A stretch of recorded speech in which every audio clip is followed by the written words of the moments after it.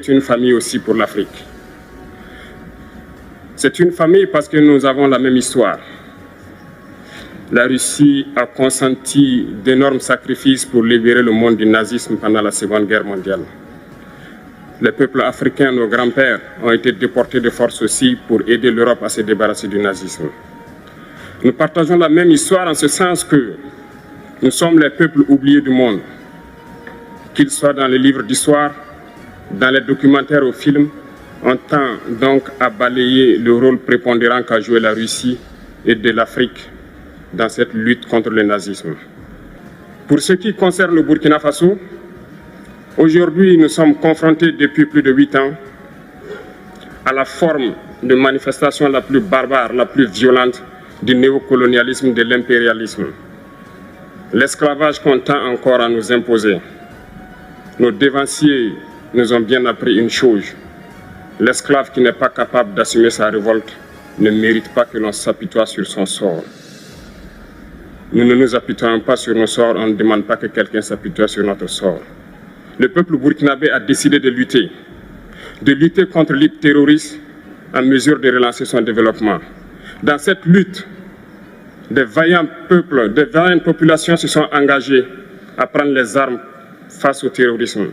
Ceux que nous avons affectueusement appelés les VDP, des volontaires. Nous sommes surpris de voir les impérialistes traiter ces VDP de milices et de tout type.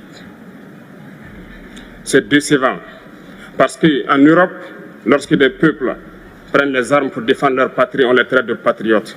Mais là n'est pas le problème.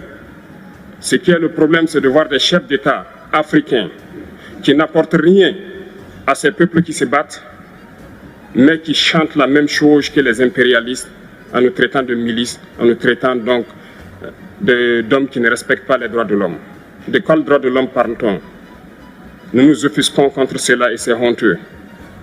Il faut que nous, chefs d'État africains, nous arrêtons de nous comporter donc en marionnettes qui dansent à chaque fois que les impérialistes tirent sur les ficelles. Hier, le président Vladimir Poutine a annoncé donc l'envoi de céréales en Afrique. Nous sommes bien contents. Nous lui disons merci pour cela.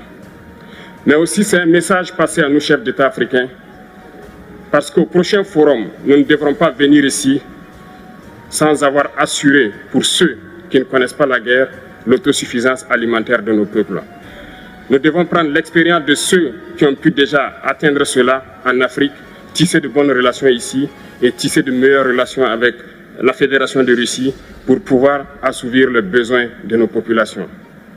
Gloire à nos peuples, dignité à nos peuples, victoire à nos peuples. La patrie ou la mort, nous vaincrons. Merci, camarades.